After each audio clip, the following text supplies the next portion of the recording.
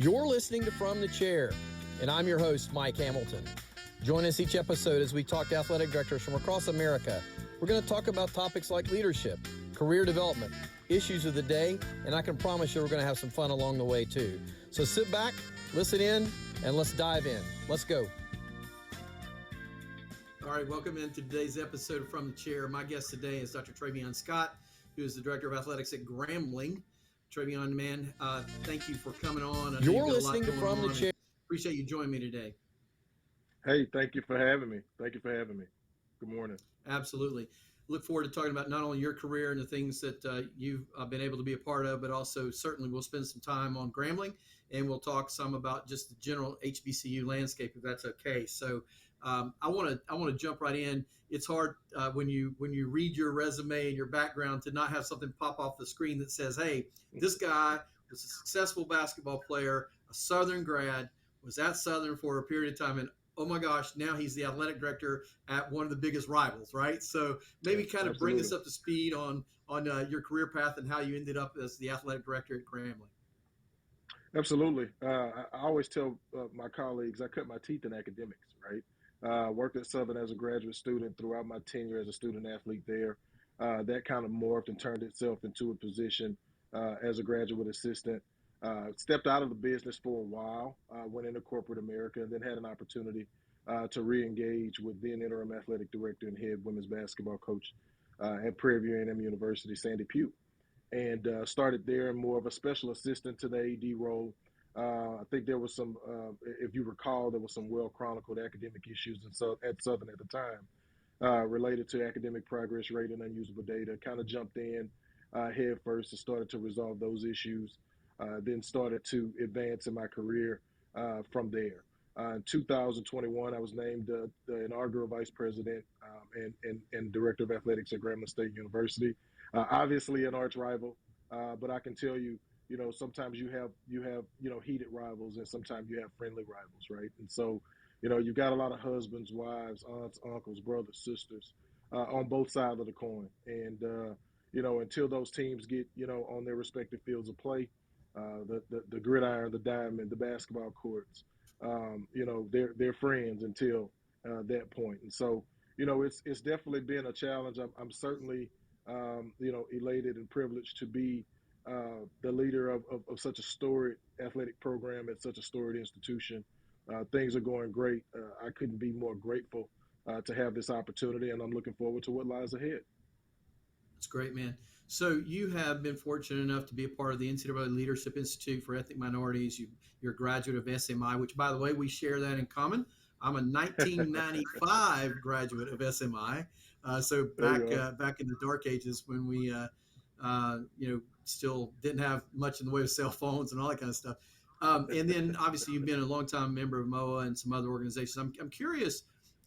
We all need to take advantage of opportunities to learn and grow and hear other perspectives on life and on career, and of those different kinds of organizational elements and leadership opportunities.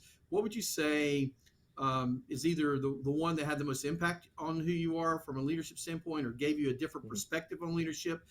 Really just kind of interested in they're out there in the landscape, so I'm interested in how they've affected your career.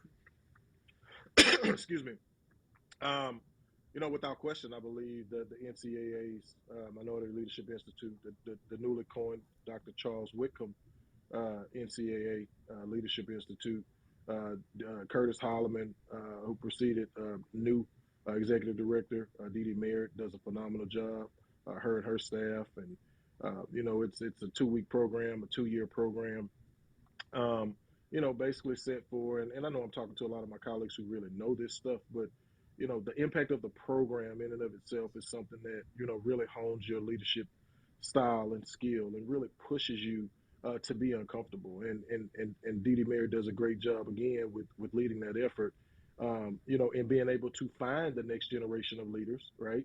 And then having that, programming in place and that structure in place to really get us out of our element, right? And then there's an alumni piece. So there's a continuing education piece as well, where myself and many of my colleagues have the opportunity to engage and re-engage, and share best practices, ideas, thoughts, feelings about, where our program and our industry is going, whether that be current events or what has occurred over the past year. And then there's an opportunity again to engage throughout the year in anticipation for the next year's events. So I think without question, the NCAA's Minority Leadership, Dr. Charles Whitcomb Minority Leadership Institute is something that shaped me. I'm a 2016 graduate. For all of my cohort mates, CTC was our saying, as in cut the check. And so, great opportunity to meet and engage, and I'm so grateful that the NCAA has not only the Charles Whitcomb Leadership Institute, but many of the other programming opportunities as well are critical to the overarching success and growth of our practitioners in the industry. So, if I had to put my hand on one single solitary program, it would be the Leadership Institute. How many folks were in your cohort? We had 16. We had 16, 16. and I'm of that assuming you stay cohort, in touch with them as your friends, right, in the industry. oh, absolutely. We share GroupMe. We still text. I believe our group now has about 4 or 5 ADs across all 3 divisions in NAIA. And every day, there's something coming through where we're sharing in each other's success and clapping for one another. I think that's important as well, because as my grandfather would often say, iron invariably sharpens iron, right? And so, we get an opportunity to, again, really engage, really clap and cheer one another on in our career endeavors, and really see, share in the thought of what we're going through as athletic practitioners, share those best practices. If there's, other opportunities for other staff members on either one of our staffs, obviously we're able to share that information and use it as a network opportunity as well. And not just that, but many of the other cohorts as well. Maybe not in the form of a group meet, but there's still opportunities where we're sharing information, via text and text groups and things of that nature, which came as a result of our engagement at the Leadership Institute. So, the networking opportunities, the engagement opportunities are invaluable. It really helps us move about the industry in a way that helps us to transform and really benefit the lives of the student athletes and the people that we serve. And it's been a blessing for me throughout my journey as a college athletics administrator. It's obvious from your conversation you value that very much. I want to move to a couple of Grambling questions if we could. It's hard to talk about Grambling State University without talking about Eddie Robinson. And it would be sad to me if most of the people that listen to this don't know who Coach Robinson was in the history of college athletics and college football. Candidly, just an incredible figure in the history of our country. But to have someone of his stature to lead a football program for 56 years, and my data shows he had over 200 players that went on to play professionally in the NFL and the AFL, CFL, and you're there, you're helping to carry on that legacy as the athletic director of that program.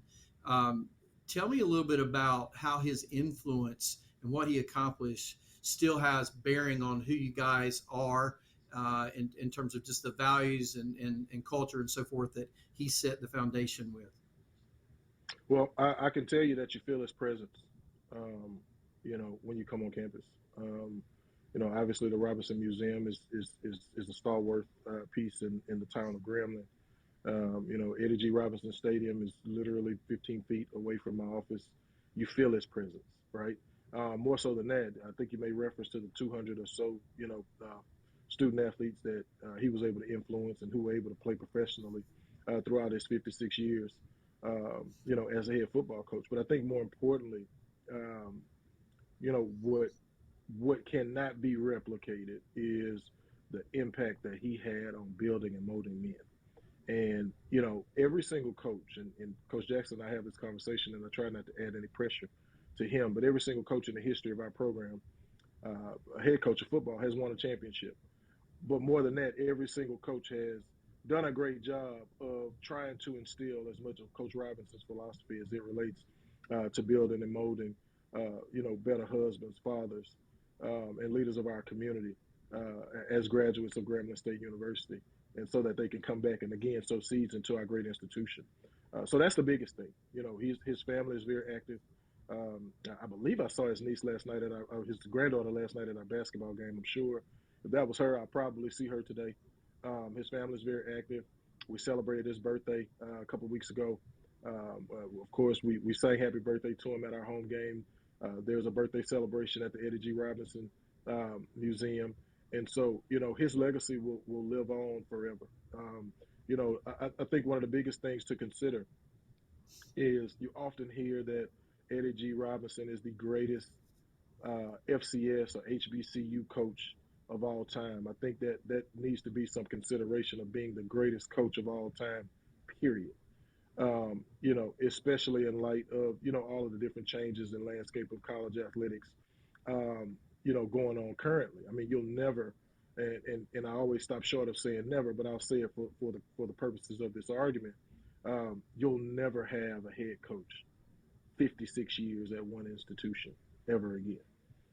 You'll never have a head coach with the amount of support, the amount of care for his student athletes, just the way that Coach Robinson went about it. And I'll be honest with you. I think we talked about this earlier about being a Southern University graduate. I was at the 600 level terrace when Eddie Robinson coached his last game at Grambling State University in the late 1990s. And so, if you know anything about Southern and Grambling, again, there's a huge amount of respect from one institution to the other. And there's certainly been some other legends in HBCU. Pete Richardson, for me, comes to mind. Marino Castle comes to mind. Jake Gaither comes to mind. Big House Gaines comes to mind. But there's only one Coach Robinson. And, Yeah. I think if you have an opportunity to take a straw poll in our space, there won't be it won't be close with regard to what he's been able to accomplish here. If you have the opportunity to come on our campus during a game day, for example, the former players are everywhere, and it's a who's who, a Doug Williams, a Shaq Harris, right, a Everson Walls. I mean, they're everywhere, and that's just a small portion of some of the men that he's been able to coach and mold, and they're still giving back to not only Grambling State University, but using his influence as a leader, a motivator, and a mentor to really do some very special things that they're doing in regards to putting HBCUs on the platform and trying to get more of our student athletes to play professionally within the football space. Mm. I had a pleasure of meeting him one time when he received the Nealon Award back in the days when I was at Tennessee, which was an award that honored coaches who had achieved greatness over time and had led in the way that embodied some of the beliefs, some of the things that Coach Nealon represented. And then I also had the chance. You mentioned Big House. Had a chance to be with Big House Gaines on a number of occasions when I used to live in Winston-Salem and work at Wake Forest. And the characteristic, That's the right. thing that hits me with both those guys in particular is just this presence. They had a presence about them, and it was they weren't flashy guys. They weren't That's right. they kind of make a joke. They weren't looking at how many social media followers they had, That's anything right. like that, right? That's right. They just got the job done.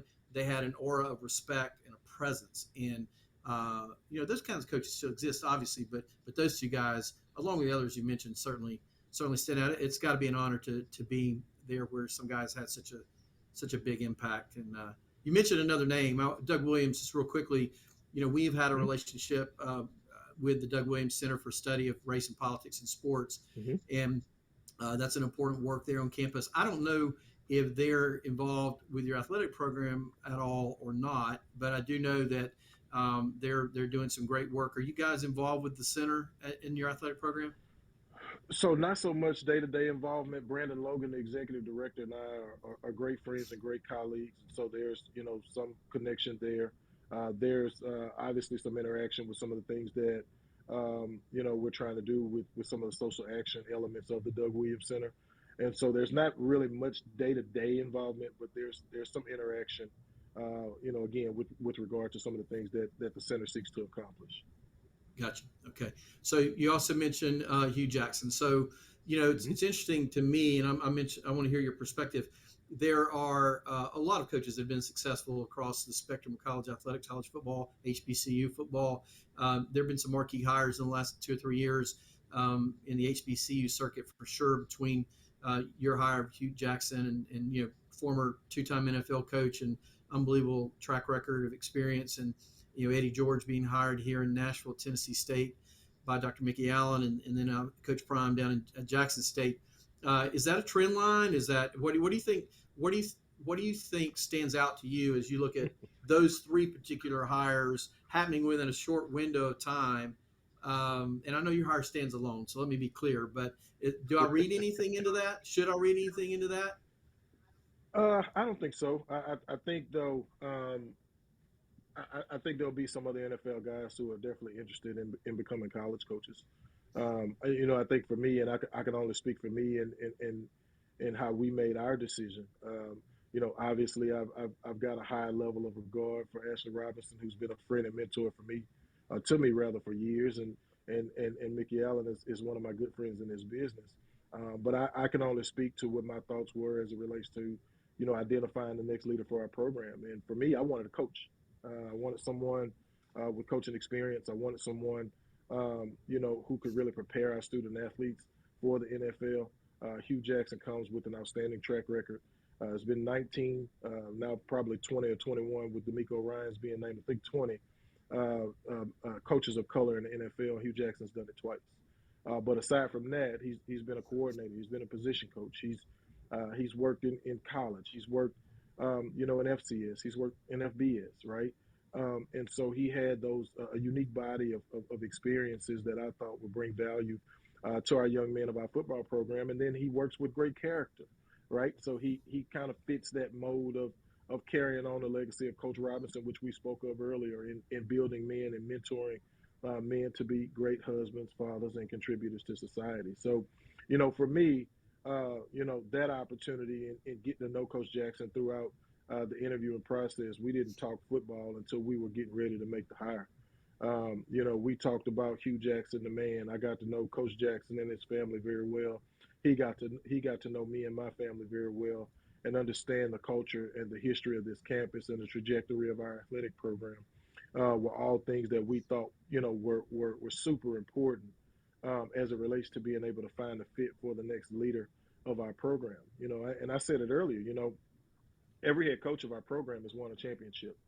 And so, Coach Jackson understands that, a job of this stature comes with a certain level of expectation, and he's not shied away from it. And so, we look forward to what he's been able to build. My job as the leader of this department is to provide every resource necessary to ensure not only his success, but the other coaches within our department as well. And so we're doing that, as best we can, and really doing some different things to update and highlight some of the things surrounding our programs, right? The support staff, the facilities, those things, and allowing Coach Jackson specifically and our other head coaches, to really coach and get back to educating our student athletes and winning at a high level. And so, he's accepted that challenge. We're looking forward to it.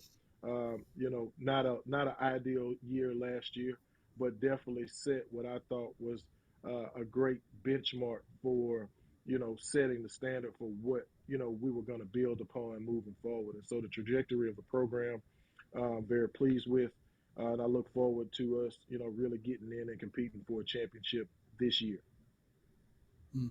So, I'm in my late 50s, and I would tell you that I think probably in the last couple of years at least, there's been more attention brought to the benefit of the HBCU network Mm-hmm.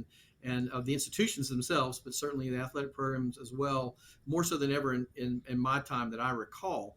I think some of that is the marquee hires that have been made. Certainly, I think some Mm-hmm. of it is the days and times we're living in the United States, and some rocky roads for race relations a little bit over those times. But people trying to lean in and be helpful to having good, honest discussion.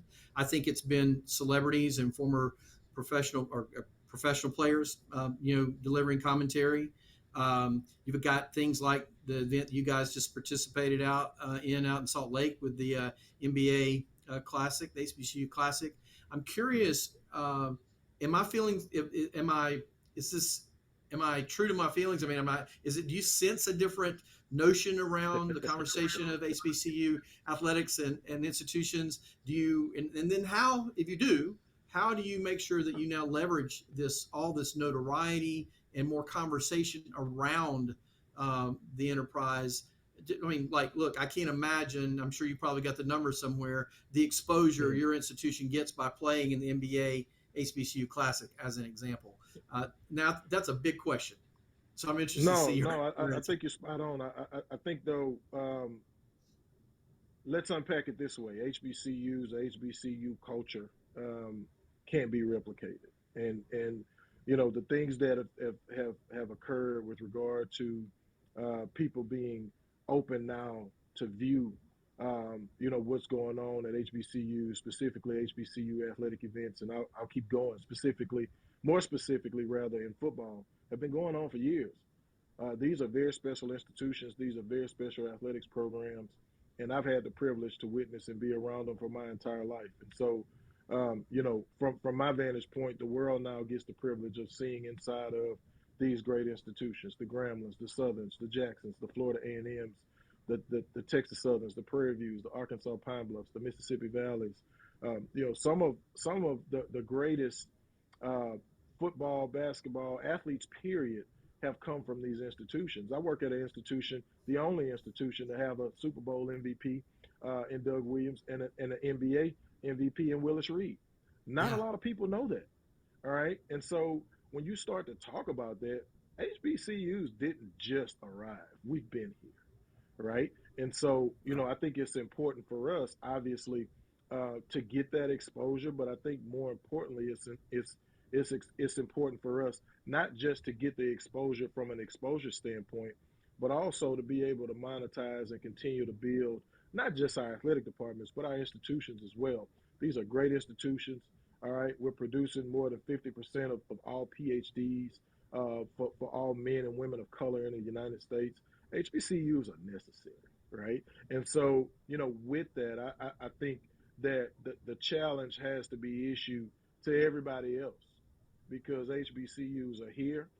We're here to stay, and you get an opportunity to see firsthand what goes on these campuses. Now, I think you spoke about the NBA, and I said this the other day um, in the conversation I had with our president Rick Gallo, and it was funny because he looked at me and he started to laugh in agreement because I said, listen, Grambling and Southern went down to Salt Lake City, right? We brought our teams, we brought our all of our entertainment elements, our cheer, our band, our dance. We brought Miss Grambling and the SGA president, and I said those kids left with an experience, but they also gave one. And I think that, just as well, the NBA has been great partners throughout this process of being able to invite two great institutions to participate at the NBA All-Star Weekend. But what we did there as two institutions is something that the NBA probably won't see again. No disrespect to the institutions that have played last year, and no disrespect certainly intended to the institutions who will play next year and beyond. But what happened in Salt Lake City, 2 weeks ago was special, and it likens itself to what happens in the Superdome Thanksgiving weekend of every year. It just can't be duplicated. It just can't. And I would like to empower all of my non-HBCU friends, to take a moment and not just visit HBCUs and visit HBCU campuses, but the same charge I give to our alums, our fans, our stakeholders, our corporate sponsors, get involved financially, and you'll see how special these institutions can really be when they've got the adequate level of funding that they need for sustainable success. Mm. One of the things I've always been intrigued by is the classic games. The Bayou Classic and the games that have been Mm-hmm. played over the years in Memphis and Atlanta and Mm-hmm. Orlando and Miami. And if you know anything about that at all, for those who are listening, it's these are events, right? I mean, it's not a game; it's an event, and it's got a Correct. multi-day wraparound to it, and battle of the bands and Greek events and those kinds. A lot back to the what you're saying about a unique culture that can't be replicated. I'll tell you, it's funny. Back one time, back in the day, I was trying to arrange some FCS games for Tennessee, and I talked to one athletic director at an institution, and I said, "We'll pay you." I think the going rate at the time was $350,000 for an FCS game, and I said, "I'll pay you $350,000 to come play, or I'll pay you $500,000. You'll come play and bring your band." You know, and because because the band, and look, I'm here in Nashville. I said that a minute ago. the fact that Tennessee State's band just won a Grammy award. I mean, That's right. there aren't a lot of college bands out doing that. Speak a little bit to the That's culture of right. the bands around the college athletic experience. Well, they're necessary, and they're outstanding. Again, you start talking about where I am, the world fame. Dr. Nicole Roebuck does an incredible job. Where I left, Kedrick Taylor does a great job down at Southern. The Marching 100 over at Florida A&M, the Sonic Boom of the South at Jackson State. Without going too far into it, you want to talk about the value of what these bands create. That's why you're having meetings with band directors, right? Because you want that energy throughout your stadium, and it really doesn't matter. You can't replicate it. It's special. All right, the bands are a part of the atmosphere. The bands are a part of the game experience, and we're lucky to have such a quality of band.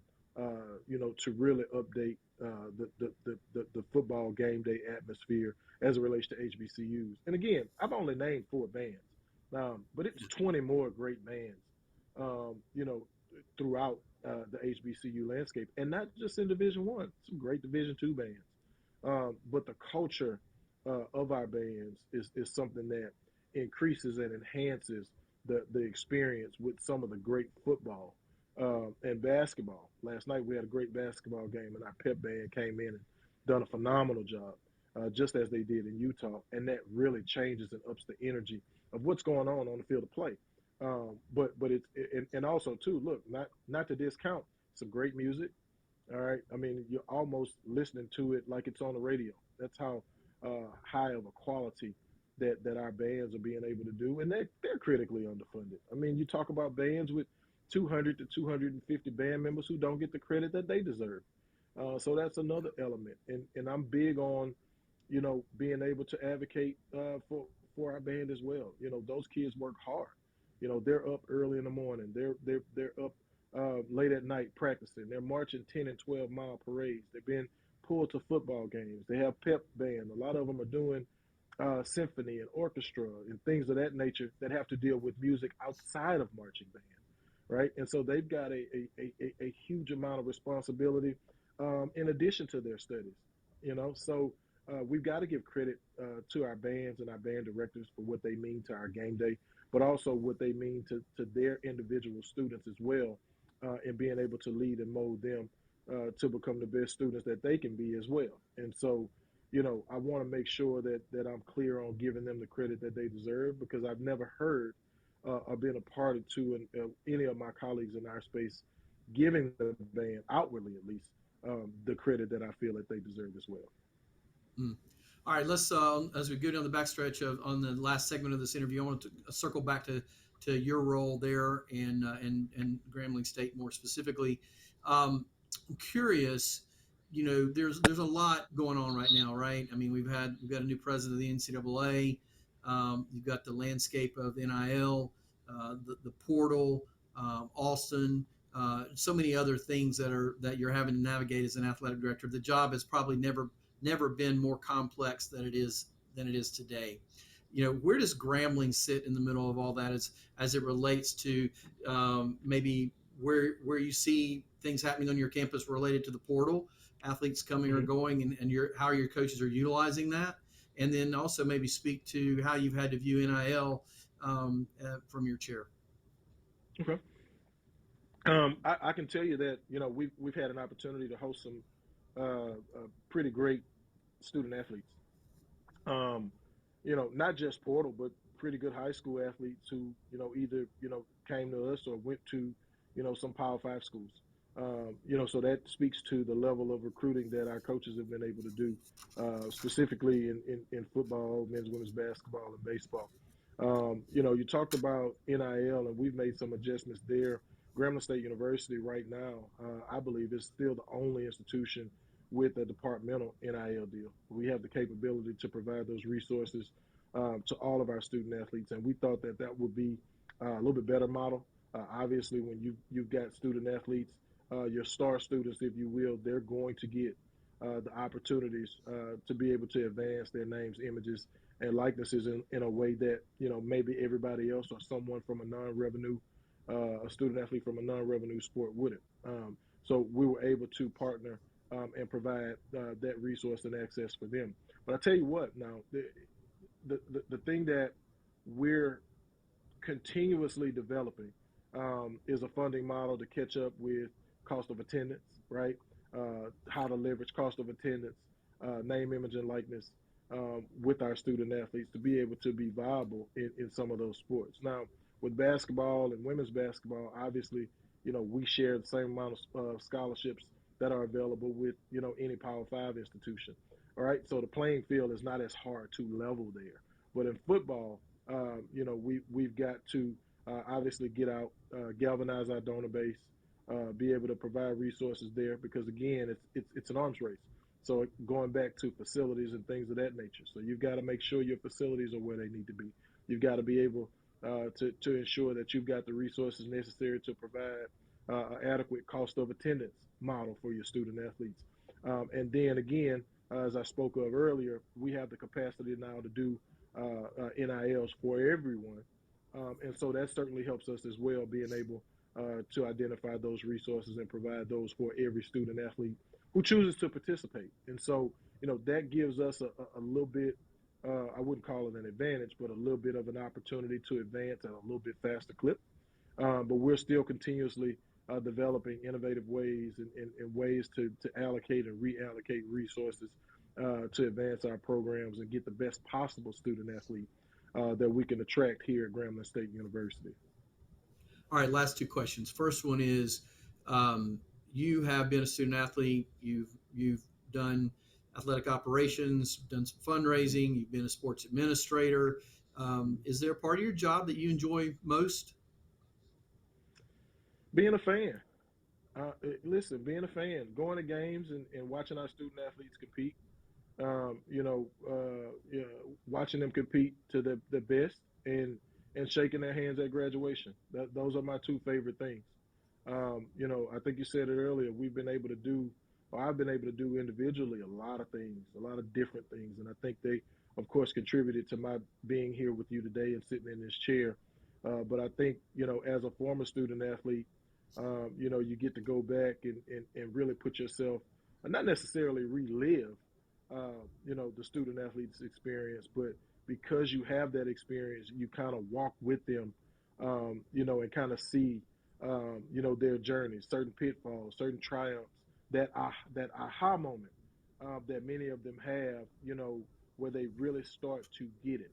And so, my favorite part of this job, if I had to have one, and it'll be two, but it'll be, sitting in the stands and watching them compete and shaking their hands when they come off the stage. I think are my two favorite parts of Yeah, this job. Because it's a journey. You meet yeah. every single student athlete on every single official and unofficial recruiting visit. I try to shake their hands, and so from that point to the point of watching them compete and graduate, I think is something that I enjoy the most. I hope we'll never forget that college athletics is still changing lives, and I'll tell you, you Absolutely, said you've had a lot of good things to share today, but one of the things I hope people hear is, your notion of being a fan. The reality is, again, hard jobs, a lot of things going on from a lot of different directions, but we do work in college athletics, and the opportunity to actually sit back and watch these young men and young women perform at a really a high level, right?